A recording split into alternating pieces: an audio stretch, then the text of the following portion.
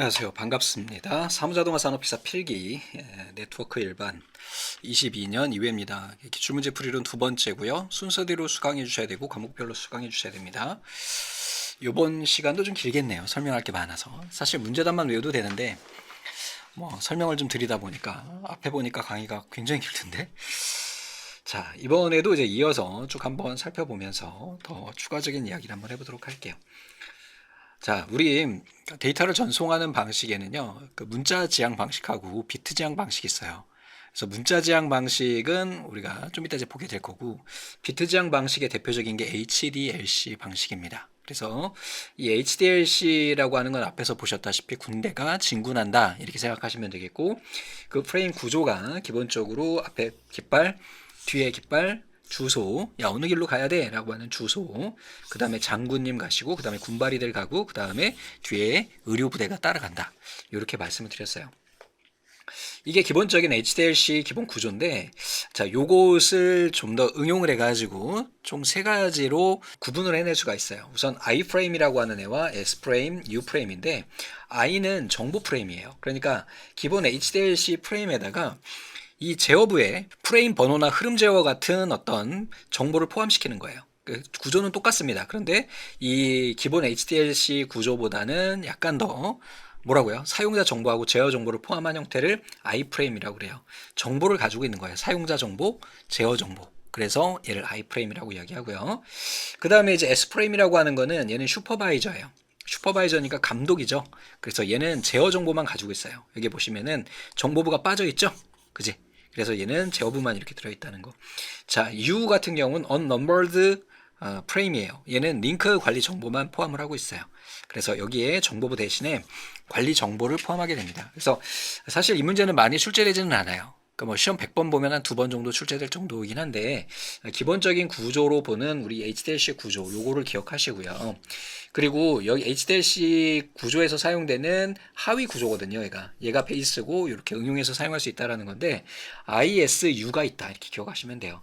정보 S unnumbered 제어 프레임이라고 하는 거는 존재하지 않는다. 그래서 정보 감독 무번호, 비번호라고도 이야기합니다. 그래서 문제 답으로 외우셔도 상관없고, 대신에 여기에 나와 있는 HDLC 구조만큼은 좀 기억을 하자.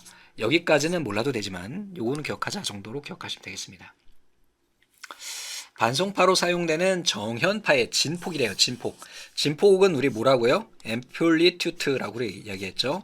앰플리튜트. 튜트. 스펠링이 맞는지 모르겠어. 틀릴 수도 있어요. 스펠링은. 요것만 중요해. AMP만 중요한 거야. 자, 진폭이라고 하는 거 어떻게 해요? 우리 진폭이 이만큼 클 때와 작을 때를 구분을 해가지고 크면 1, 작으면 0 이렇게 한다 그랬죠. 앰플리튜트니까 ASK가 되겠죠. 자, 주파수 같은 경우는 어떻게 될까요? 동일한 시간대에, 그죠? 얘는 한 번 이렇게 파형이 움직이면 얘는 세 번, 네 번 이렇게 움직이는 걸 의미하는 거고요. 그 다음에 PSK는 위상이에요. 위상은, 자, 이 녀석은 여기에서부터 이렇게 시작하고요. 이 녀석은요, 여기서부터 이렇게 시작한다거나, 얘는 이렇게 시작한다거나, 이렇게 시작 위치를, 위상을, 각도를 변경해서 시작하는 것을 의미한다 라는 거, 세 가지 구분하는 거 앞에서 그림하고 같이 여러분들 보셨을 거라고 생각이 듭니다. 요게 뭐라고요? A, S, K. 요거는 뭐예요? 주파수니까 F, S, K. 그 다음에 요거는 뭐라고요? 요건 P, S, K. 이렇게 되는 겁니다. 여러분들 AM 방송, AM 라디오, FM 라디오 아시죠? 이것도 마찬가지예요. AM이라고 하는 거는 바로 이 앰플리튜트, 즉 진폭에 의해서 신호를 바꾸는 거죠. 자, FM은요, 얘는 주파수로 해요. 그래서 음질을 따져보면 얘는 스테레오가 가능하고 얘는 모노만 가능하죠? 아니, 라디오 듣는 분들은 아실 거예요. 그치? 요즘엔 거의 AM 라디오는 안 듣잖아. FM 많이 듣죠. 자, 그 FM이 바로 이 주파수 편의 변조, 그지? 요 전에 나온 주파수 변조 방식이 된다, 이렇게 보시면 되겠습니다. 됐죠? 자, 이러한 형식으로 된다는 거 우리 앞에서 봤으니까 기억하시면 되겠고요. 자, 팔진 PSK에서 이제 PSK가 앞에서 말씀드렸듯이 우리 뭐라고 했어요? 시작되는 위치가 이렇게 우리가 파형이 있을 때 요거만 한번 볼게요. 여기가 몇 도냐면 0도예요. 여기가 90도가 되는 거예요. 맞죠? 여기가 어떻게 돼요? 180도가 되는 거고요. 여기가 270도가 되고요. 여기가 총 몇 대요? 360도가 되는 거예요. 얘네를 기본적으로 몇 개로 쪼갠 거예요? 얘를 이렇게 생각하지 마시고요. 동그라미로 생각하시면 돼요. 그래서 여기에서 여기까지 요만큼 가는 거, 그지? 요게 180도 가는 거고요. 밑에서 요렇게 가는 게 요 부분이 되는 건데, 지금 얘를 90도씩 쪼개겠으니까 총 몇 개로 쪼개졌어요? 1, 2, 3, 4. 맞죠? 얘는 사진이 되는 거예요. 사진. 어? 팔찌는 어떻게 돼? 이렇게 쪼개지죠. 그럼 각 각도는 몇 도씩 쪼개질까요? 네, 45도씩 쪼개지게 돼요. 자, 그러면 총 선이 몇 개로 쪼개져야 되는 거야? 이게 팔진이라고 그랬으니까 하나, 둘, 셋, 네 개의 선으로 쪼개면 얘가 뭐가 된다? 팔진이 된다. 되셨죠? 자, 그래서 파이 3.14를 이 원을 4분의 1로 나눠주면 됩니다. 되셨죠? 이렇게 기억하시면 돼요. 이 그림을 그려주시고. 자, 그러면은 만약에 사진이다 그러면 전체적인 요 녀석을 선 4개로 쪼갠 것이고, 얘네들은 선이 몇 개예요? 하나, 둘. 그죠? 2개로 나눈 거고. 맞아요? 그러면은 이지는요? 이지는 동그라미 하나 있고 이렇게 쪼갠 거잖아요. 맞습니까? 선이 몇 개예요? 하나죠. 그래서 파이 이렇게 되는 거예요. 이렇게 구성하시면 됩니다. 그래서 이지는 뭐야? 180도씩, 사지는 90도씩, 팔지는 45도씩 쪼개게 되면 된다라는 거. 되셨죠? 자, 이렇게 쪼개진다라는 거. 무선 네트워크 기술인 블루투스. 블루투스는 IEEE 802.15예요, 15. 이렇게 기억하세요, 그냥. 아, 15번이다. 뒤에 있는 하위 닷1은 빼고, 아, 우리 블루투스는 이렇게 쓴다. 그러면 여러분들 집에 쓰고 계시는 와이파이는요, IEEE 802.11을 씁니다. 이게 와이파이 신호 표준 규격이에요. 되셨어요? 그리고 뒤에 여기에 A, N, G 하위 버전이 붙죠. 어? 여러분들 062 사보시면은 스펙에 써 있어. 야, 내 062 또는 무선 랜 카드에는 얘 와이파이 뭐를 지원하는지 볼 수가 있습니다. 한번 살짝 보여드릴까요? 여러분들 뭐 062나 이런 거 따로 구매하진 않으시지만 한번 보자. 자, 뭐 예를 들어 가지고 뭐 이러한 회사 제품이 있다 그러면 아래쪽으로 쭉 내려보면은 얘네 스펙이 쭉 나열이 됩니다. 여기에 보시면은 IEEE 802.11에 AXACNA 이렇게 나오죠. 얘네가 5기가고요. AXNBG 얘네가 2.4GHz예요. 그래서 여러분들 062 설정할 때 만약에 이 주파수가 너무 간섭이 심해서 인터넷이 느리다 그러면 우리 5G로 바꿔서 쓰잖아요. 그래서 여러분들 댁내에서 와이파이 이렇게 스마트폰으로 연결하다 보면 뒤에 5G가 붙은 애가 있고 안 붙은 애가 있죠. 그지? 그게 이거야. 그래서 이 프로토콜이 이러한 무선 표준이 이렇게 지원이 된다라는 거죠. 자, 뭐라고? 와이파이는 11번이고요. 블루투스는 15번입니다. 그리고 시험 문제 자주 출제되는 애들 몇 가지 더 말씀을 드린다면 여기 나와 있는 토큰 버스, 예전에 많이 쓰던 토큰 버스가 4번, 토큰 링이 5번이에요. 맨은 우리 랜맨 웬 이런 거 기억나시죠? 자, 거기에서 6번이 되는 거예요. 무선 랜은 11번, 블루투스는 15번이에요. 여기 다 1번은 블루투스의 버전입니다. 블루투스도 버전이 있어요. 한 문자가 전송될 때마다 스타트 비트와 스톱 비트를 전송하는 방식은 얘는 비동기식 방식이에요. 되셨죠? 자, 동기식이라고 하는 거는 클럭 펄스라고 하는 어떤 기준 신호가 있고요. 이 신호에 맞춰서 신호를 보내는 거예요. 그러면 보내는 애의 이 클럭 펄스와 수신하는 애의 클럭 펄스가 맞춰지기 때문에 신호에 맞게 딱딱딱 아다리 맞게 데이터가 전송이 되는 것을 우리 뭐라고 한다? 동기식 방식이라고 이야기를 합니다. 그래서 동기식 방식에서 신호 전송할 때 사용하는 우리 문자 코드가 뭐였어요? SYN이었죠. 그지? 자, 비동기식은요, 어떻게 구성되어 있냐면, 스타트 비트하고 스톱 비트가 있어요.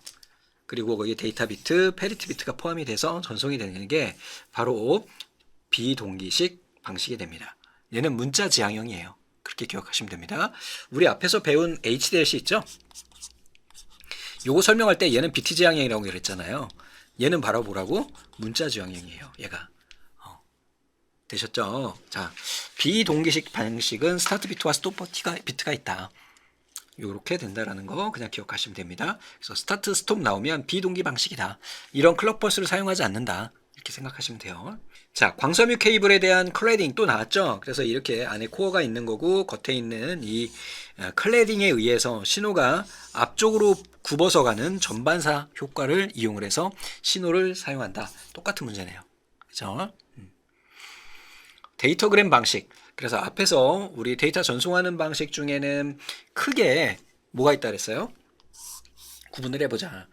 회선 교환 방식이 있다고 그랬고요. 교환 방식.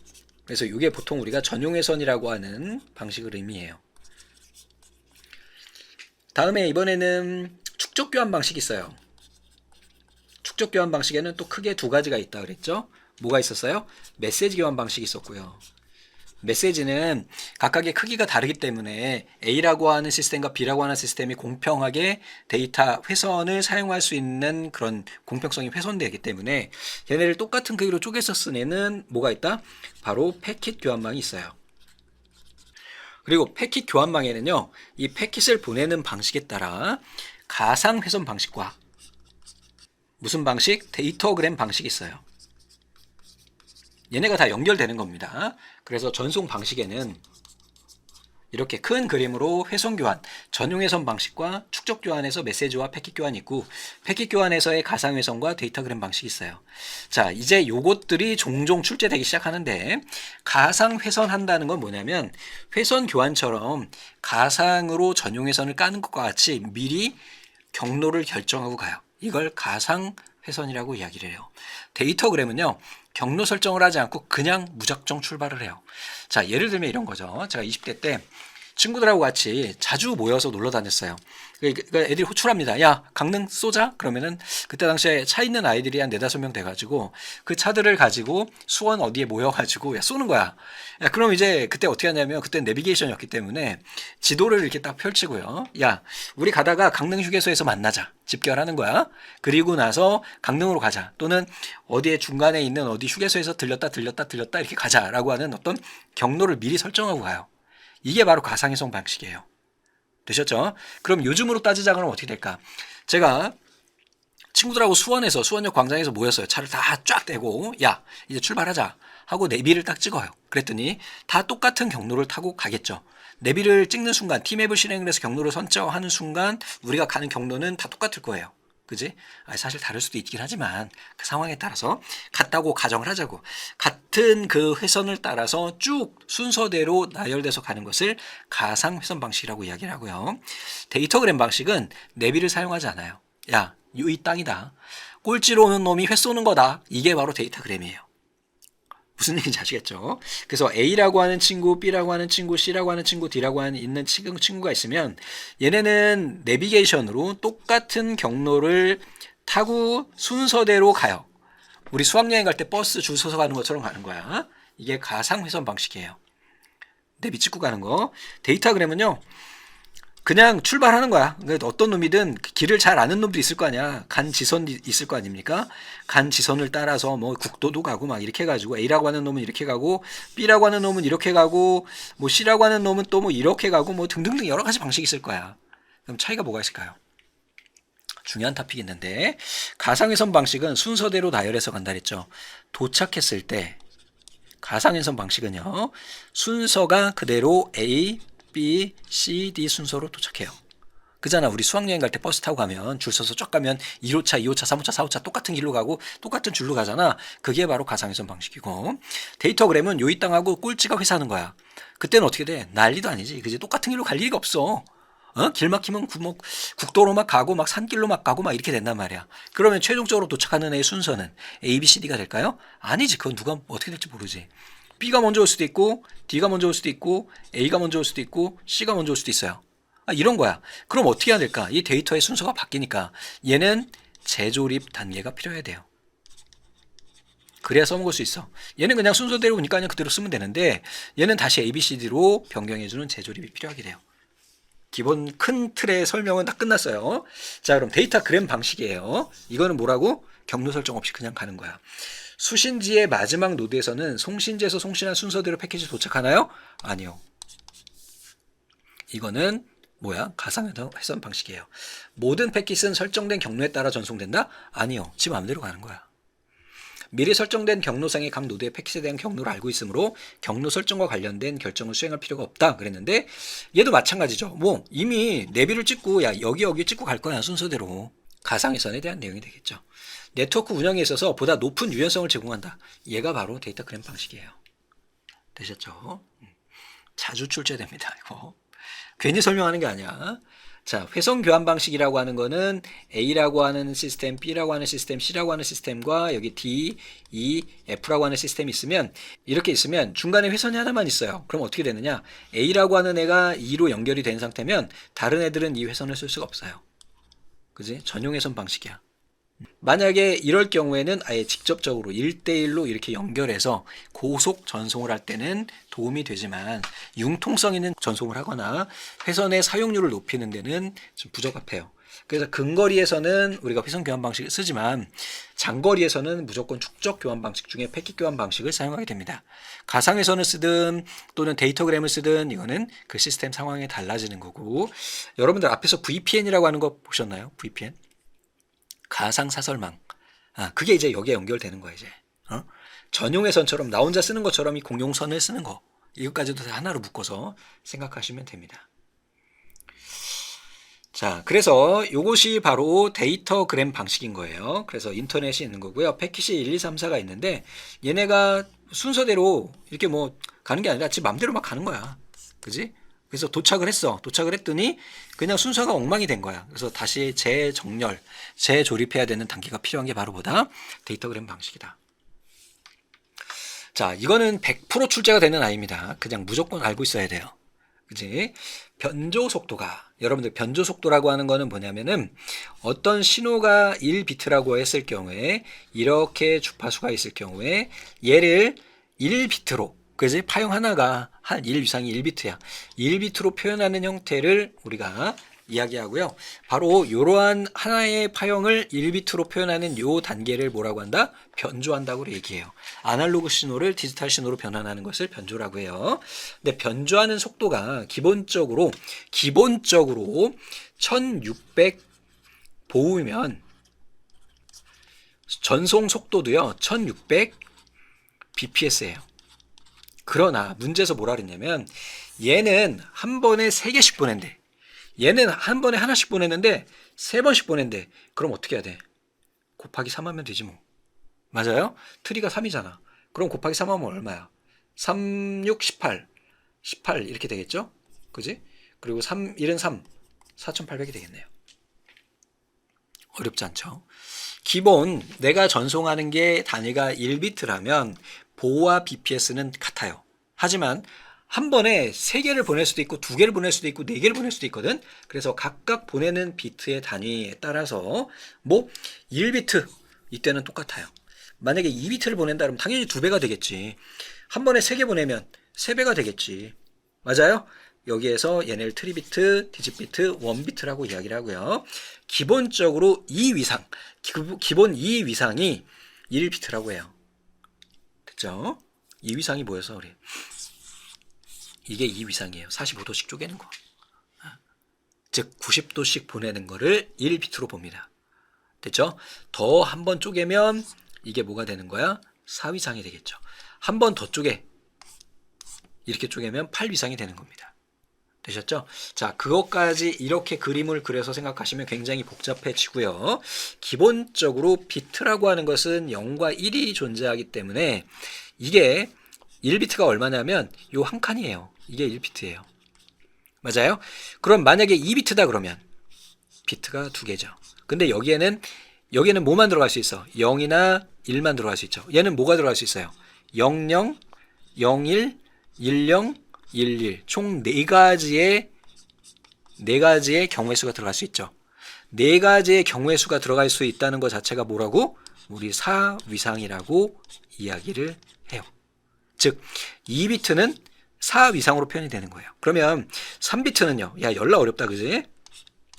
좀 이따 다시 정리합니다. 얘는 하나, 둘, 셋, 하나, 둘, 셋, 1, 하나, 둘, 셋 이렇게 되고 011, 100, 101, 110, 111 해가지고 총 몇 가지? 8가지 위상을 표현할 수 있어요. 됐죠? 얘는 몇 칸이요? 3칸이요. 그래서 얘를 뭐라고 해요? 3비트라고 이야기를 해요. 되셨죠? 그럼 얘를 어떻게 보냐면 일반적으로 컴퓨터에서는 비트를 표현할 때 2의 승수로 표현합니다. 2의 1승은 몇 비트일까요? 네? 2의 1승은 1비트지 뭐. 1비트고 표현 가능한 값은 몇 개요? 두 가지가 되는 거예요. 자, 2의 2승은 어떻게 되는 거예요? 2비트고요. 표현 가능한 경우의 수는 4가지가 되고요. 자, 2의 3승은요. 3비트가 되는 거고 얘는 8가지의 경우수가 있는 거예요. 얘가 바로 위상이 되는 거고요. 얘가 비트가 되는 거죠. 되셨죠? 이렇게 기억하시면 됩니다. 그래서 여기서 보시면 트리비트 하면 그냥 곱하기 3 하시면 돼요. 4배가 있어요. 4배. 2의 4승. 4승은 뭐라고 이야기하냐면 쿼드 비트라고 이야기를 해요. 쿼드 비트는 어떻게 될까 그러면 16 이상이 되겠죠. 비트는요 4비트가 되겠죠. 자주 출제됩니다. 이건 꼭 기억하세요. 요거 꼭 매칭 기억하셔야 됩니다. 자, 1신호 1비트는 2위상, 2비트는 4위상이에요. 왜? 2비트로 표현할 수 있는 이진수의 값의 종류는 몇 개라고요? 4개이기 때문에 4위상인 거야. 3비트는 8개가 나오고요. 4비트는 16개가 나와요. 그리고 각각 그 비트에 대한 값을 앞에다 곱해주면 BPS 값이 나오게 됩니다. 문제 많이 풀다 보면 아시기로 해요. 어떨 때는 두 문제도 나와요. 계산하는 문제가. 전송하려고 하는 부호들의 최소 해밍거리가 이거는 거의 잘 출제 안 됩니다. 자, 해밍 코드라고 하는 거는 오류, 검출과 정정까지 가능하다 얘기 드렸죠. 오류, 검출, 정정 가능한데 사실 해밍 거리를 찾는 거는 어렵지 않아요. 자, 예를 들어서요. 제가 전송한 데이터가 10, 10, 11, 11, 이렇게 된다고 해요. 내가 수신한 데이터가 10, 10, 00, 11, 1 이렇게 된다고 해요. 해밍 거리라고 하는 거는 내가 전송한 것과 수신한 것을 비교해 가지고 다른 비트의 개수 있죠. 그래서 얘는 실제로 이 녀석은 해밍 거리가 3인 거예요. 3인 것 이렇게 쓰면 되겠죠. 이게 해밍 거리를 의미하고 이 문제는 그것보다 난이도가 더 높아요. 뭐냐면 전송하려고 하는 부호들의 최소 해밍 거리가 7일 경우에 해밍의 거리가 7일 경우 총 7개를 체크할 수 있을 때 수신 시 정정할 수 있는 최대 오류 수는 그랬어요. 이건 사실 정보 처리에도 안 나와요. 이렇게 어려운 문제는. 자, 모르셔도 상관없고요. 기본 공식은 있습니다. DM은 2n 플러스 1 이렇게 되고요. 이 뒤에 m이라고 하는 것이 뭐냐면은 바로 해밍 거리를 의미해요. 공식을 쭉 나열해 보면 실제적으로는 총 몇 개? 3개가 나오는데 이 공식을 외울 수는 없잖아요. 왜 이렇게 되는지를 알아야 되는데 우리가 해밍 코드는요. 이런 식이에요. 1번, 2번, 4번, 8번, 16번, 32번, 64번 칸에 페리티 비트를 넣습니다. 오류 체크 비트를 넣는 거야. 그리고 실제 나머지 데이터들은 내가 전송해야 될 데이터가 10, 11, 01, 1이라면 얘네를 여기에다 1, 0, 1, 1, 0, 1, 1 이렇게 넣는다는 거예요. 이렇게 전송해서 보내고 수신했을 경우에 얘네가 만약에 요거 하나가 잘못됐으면 나머지 애들의 비트 수와 페리티 체크 값을 확인해 가지고 오류를 정정할 수 있어요. 오류 정정하는 것까지 보여드리기에는 무리가 있고 그냥 여기에서는 그냥 단순하게 이렇게 채워서 가게 된다라는 거예요. 그럼 문제에서 뭐라 그랬냐면은 해밍 거리가 7이래요. 그럼 7개까지 1, 2, 3, 4, 5, 6, 7 여기까지 했을 경우에 정정할 수 있는 최대 오류의 수는 그랬어요. 오류 체크할 수 있는 총 비트의 개수가 몇 개요? 3개요. 이겁니다. 그래서 나온 공식이 이 녀석이 되는 거예요. 되셨죠? 근데 개인적인 생각으로 이 문제는 여러분들이 시험 50번 보면 한번 만날까 말까 한 거니까 그냥 문제답 정도 체크하시기 바랍니다. 점대점 링크를 통해서 그랬는데요. 점대점이라고 하는 것이 점을 영어로 뭐라 그래요? 포인트, 투 포인트요. 얘를 약자로 하면 뭐가 돼요? PPP요. 이게 언제 썼었냐면 인터넷 ADSL 쓰시던 분 계시나요? ADSL 쓰시던 분. 그 전에 모뎀 쓰셨던 분. 모뎀으로 인터넷 쓰셨던 분. 바로 모뎀을 통해 가지고 PC 통신에 연결해서 인터넷에 접속하는 방식이 점대점 방식인 PPP입니다. ADSL을 이용을 해 가지고 인터넷을 접속할 수 있는 방식은 PPP-OE 방식이에요. 옛날에 쓰던 방식입니다. 지금도 쓰고는 있어요. 근데 다른 방식으로. 그래서 점대점 방식엔 그냥 포인트 투 포인트니까 PPP구나. 이것만 기억하시면 돼요. 나머지 보지 마세요. 인터넷 접속에서 사용되는 점대점 링크를 사용하는 IETF는 뭐냐면 인터넷 엔지니어링 태스크 포스예요. 즉 인터넷 표준안을 제공하는 IETF라고 하는 단체 이름입니다. 여기에서 그 표준안 법을 만들어서 법전을 출시가 아니라 배포하는데 걔 이름이 RFC라고 하는 아이예요. 이 매뉴얼에 다 들어있어. TCP, IP, OSI 7레이어 그런 거 다 들어있어. 여기 들어있는 PPP, HDLC 다 들어있는 거예요. 아시겠죠? 71번이요. 라우팅 프로토콜입니다. 라우팅 프로토콜은 우리 앞에서 뭐가 있었어요? IP라고 하는 애가 있었죠? 얘가 경로 설정하는 애잖아. 맞아요? 내비게이션에서 빠른 길 찾아주는 아이가 바로 라우터예요. 네트워크상에서 빠른 길 찾아주는 애가 라우터입니다. 그럼 이 라우터가 빠른 길을 찾는 방식에는 크게 세 가지가 있어요. 그 중에서도 우리가 배우는 내용은 두 가지가 있습니다. 여기에 나오는 거리 벡터 방식이 하나 있고요. 링크 상태 방식이 있어요. 여기에 나오는 얘네들은 다 거리 벡터 방식이고요. 링크 상태 방식은 OSPF 이 녀석이 있습니다. 또 하나 경계 게이트웨이 프로토콜 방식이 있는데 그 녀석은 거리 벡터랑 비슷한 내용이에요. 그래서 큰 그림으로 거리 벡터와 링크 상태가 있는데 이 문제는 거리 벡터를 물어본 게 아니라 링크 상태 라우팅 프로토콜에 해당하는 것은 얘가 바로 OSPF입니다. 그냥 그렇게 기억하세요. 자, 거리 벡터라고 하는 건 뭐냐면 A라고 하는 지점과 B라고 하는 지점, C라고 하는 지점이 있을 경우 A라고 하는 지점에서 B라고 하는 A 그 자체 나한테 갈 때는 0이 걸리고요. B 방향으로 갈 때는 2가 걸리고 C 방향으로 갈 때는 4가 걸려요. 그럼 나중에 얘네를 다 파는 거야. 그 B에 가서 B에서는 자기 자신은 0이고 A로 갈 때는 2고 C로 갈 때는 5고 이렇게 가는 거야. 그럼 내가 실제로 A, B, C를 이렇게 거쳐가는 게 빠를지 C까지 가는데 그냥 A에서 C로 가는 게 빠를지 이런 걸 계산하는 것을 바로 뭐라고 한다? 거리 벡터 라우팅이라고 한다. 자, 링크 상태 라우팅 방식은 라우터가 연결된 링크 상태 정보를 모든 라우터한테 전송을 해요. 그리고 각 노드에서 그 받은 정보를 바탕으로 해가지고 전체적인 네트워크 경로를 최단 경로를 찾게 되는 방식입니다. 거리 벡터 방식은 얘는 구현이 쉬워요.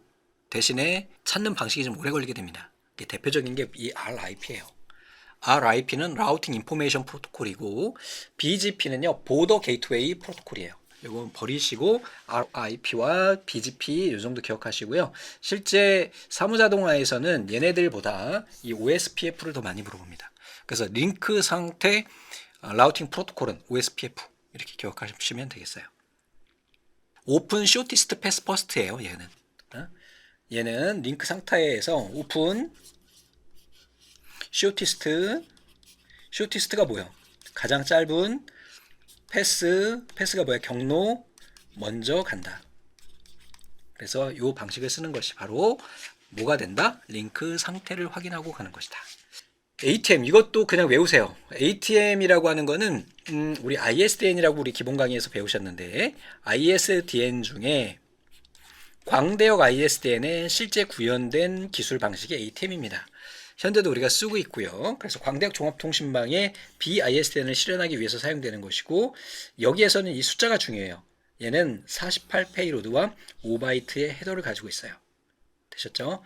헤더 크기는 얼마요? 5바이트요. 그 다음에 페이로드는요 48바이트요. 이게 두 개가 번갈아가면서 출제됩니다. 외우세요. 이거는 따로 뭐 설명드릴 방법이 없어요. 그 구조가 그런 거니까. 자, 송신 측에서 한 개의 프레임을 전송한 후에 수신 측에서 오류 발생을 점검해서 액놀러지 우리 앞에서 SYN 해가지고 뭐가 있었어요? 이거 싱크로나이즈 요구하는 거 있었고 그 다음에 엔드 오브 트랙 뭐 이런 거 있었고 스타트 텍스트 STX 뭐 이런 거 있었잖아요. 그지? 문자 제어 신호. 여기에서 이 ACK는 액놀러지예요. 긍정 신호를 의미하고요. 얘는 네거티브 액놀러지예요. 나크는 부정 신호예요. 그러니까 제대로 받았을 때는 에크를 보내줘요. 야, 나 잘 받았어. 이렇게 하는 거죠. 자, 잘 생각해 보세요. 운동장에서 우리가 공놀이를 해요. 제가 A에서 B라고 하는 친구한테 공을 던져요. 잘 받았는지 확인을 하죠. 야, 잘 받았어. 아니면 눈으로 보거나 이런 거죠. 야, 못 받아서 떨어뜨렸어. 그때 나크가 오는 거야. 그럼 어떻게 해야 돼? 다시 보내거나 공을 다시 받아가지고 다시 전송을 해줘야 되겠죠. 됐죠? 자, 이럴 때까지 대기하는 방식은 그랬는데 이걸 우리가 오토매틱 리퀘스트라고 하는 방식으로 자동 전송 요청이라고 하는 방식 ARQ라고 이야기를 하고요. 여기에는 대표적인 방식이 세 가지가 있어요. 지금 여기에 나온 I는 스톱 앤 웨이트예요. 즉 데이터를 전송해. 여기가 송신 측이고요. 여기가 수신 측이에요. 야, 나 잘 받았어 라고 이야기하면 두 번째 여기가 1번 데이터 2번 데이터를 전송합니다. 잘 받았어 그러면 또 다시 보내고요. 야, 잘 못 받았어 그럼 다시 전송해주는 이러한 구조가 스톱 앤 웨이트 방식입니다. 두 번째는 계속적 전송 방식 중에 컨티뉴어스 전송 방식이에요. 여기에 보시면 연속적 방식 중에 두 가지가 있어요. 고백 N이라고 하는 애는 뭐냐, 데이터를 전송하는데 피드백을 받지 않아요. 대신에 만약에 오류가 발생했을 때만 다시 네크가 오게 되는데, 이 고백 N은 뭐냐면 만약에 내가 지금 여기에서 1번, 2번, 3번, 4번까지 간 상태에서 네크가 왔잖아요. 그럼 어떻게 된다? 바로 오류가 발생했다고 생각하는 3번, 4번, 5번부터 다시 전송해요. 무슨 얘기인지 아시겠죠? 이미 3, 4, 5번이 전송이 간 상태에서 그 뒤에 네크가 도착한 거야. 잘못 보냈어. 그럼 어떻게 한다? 여기서 보낸 얘네들 다 무시하고 얘네를 다시 보내게 돼요. 이렇게 3, 4, 5번을. 됐죠? 이게 고백 N이에요. 뒤로 돌아가서 야, 내가 여기까지 보냈지만 잘못 받았으니까 뒤로 돌아가서 3번부터 다시 전송할게. 이게 고백 N이고요. 셀렉티브 리피트는 골라서 보내요. 쭉 계속 보내고 있어. 그냥 계속적인 반복이에요. 계속적으로 전송을 하다가 나크가 딱 오면 5 왔을 때 나크가 왔어. 그럼 야, 3번 나 잘못 받았는데? 그러면 야, 3번만 다시 보내요. 그리고 나서 이어서 6번, 7번을 보내게 됩니다. 어떤 게 가장 효과적일까? 이게 제일 효과적이죠. 어떤 게 가장 정확하고 뒤에서 후처리가 필요 없을까? 얘가 제일 좋죠. 속도가 느리지만 가장 확실한 건 누구예요? 얘죠. 이 ARQ 방식에 대한 거는 아주 자주 출제되는데 이 그림을 꼭 확인하시기 바랍니다. 자, 렌의 토폴로지, 렌 연결하는 방식인데요. 가장 기본적인 건 스타형이에요. 버스형은 앞에서 한번 보여드렸죠. 버스 노선도처럼 생겼어요. 자, 링형은 이렇게 생겼어요.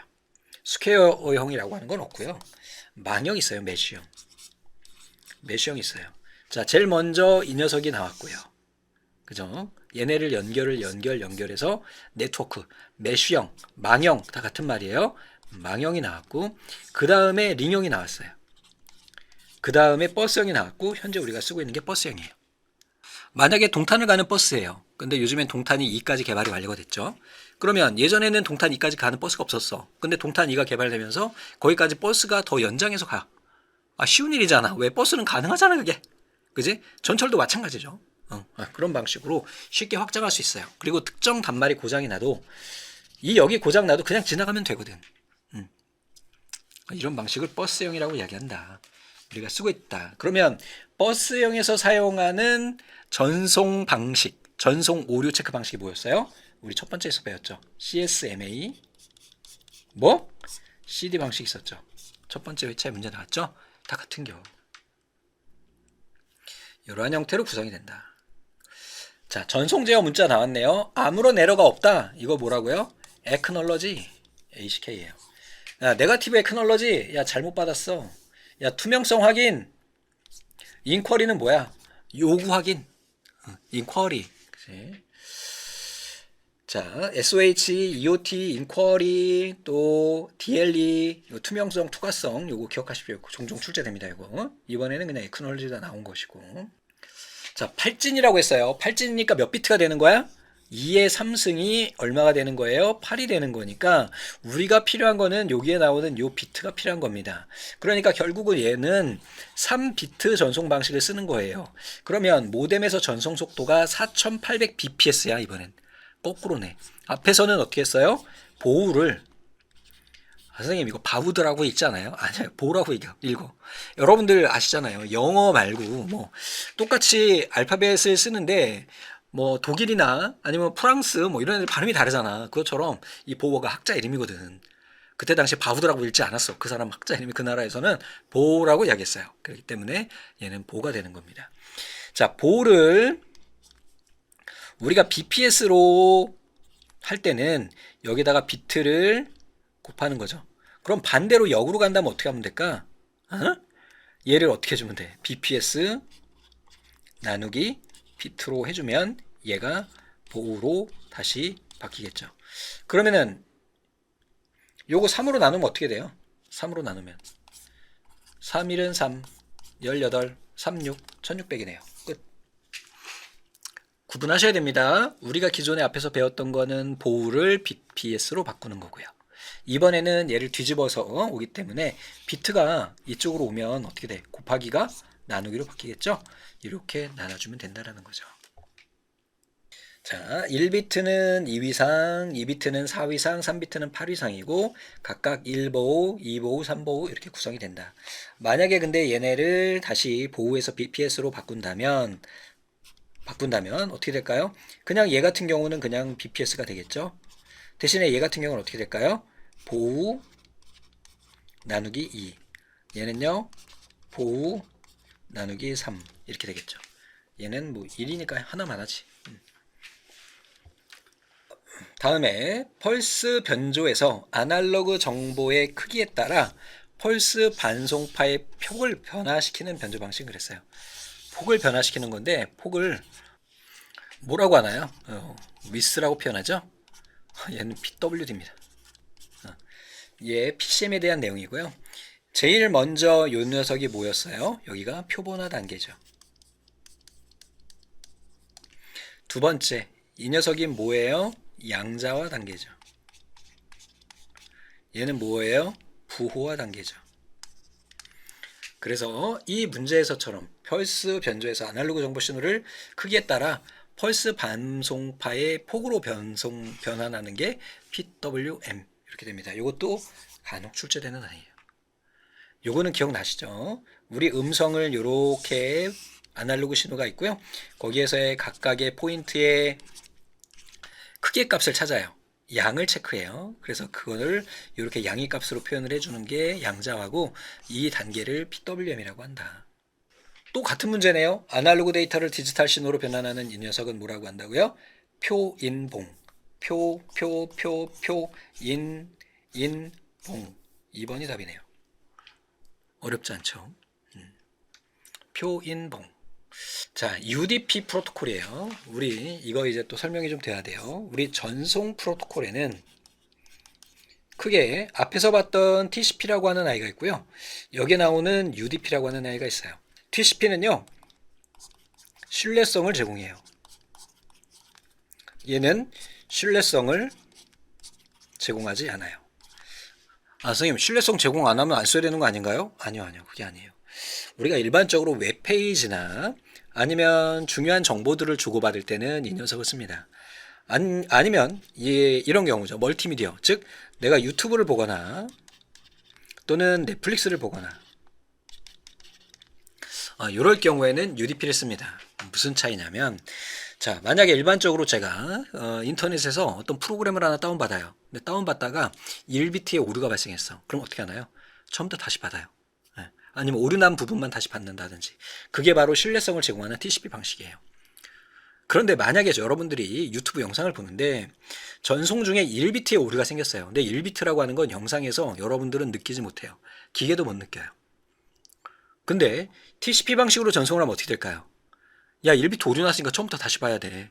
야, 3시간짜리 영상을 지금 2시간 반째 보고 있는데 갑자기 얘가 오류가 떴다고 1비트가 오류 떴다고 처음부터 1분부터 시작되는 거야. 얼마나 짜증나. 그래서 그런 오류는, 사소한 오류는 그냥 버리고 가자. 걔가 바로 UDP 방식이에요. 자, UDP 방식은 얘는 비연결형 전송이고요. 작은 오버헤드 빠른 전송. 왜? 대용량 미디어 파일을 전송하니까. 신뢰성 있는 데이터 전송 보장은 TCP에 대한 내용이고요. 얘는 비신뢰성이에요. 비신뢰성은 필요할 때도 있다는 거야. 자, 두 개의 차이를 좀 보자면 여기 보면 UDP 같은 경우는 비연결형이고요. TCP는 연결형이에요. 얘는 데이터 그램으로 전송되고요. 얘는 스트림으로 전송이 돼요. 스트림은 문자열을 의미하는 거예요. 순서 보장은 얘는 순서 보장하지 않아요. 얘는 보장이에요. 오류 검출, 헤더의 체크썸을 통한 간단한 오류 검출만 가능하고요. 얘는 자동 재전송까지 해줘요. 흐름 제어 얘는 없어요. 혼잡 제어도 없어요. 오버헤드가 적어요. 속도는 빠르고 얘는 느려요. 신뢰성이 낮지만 얘는 높아요.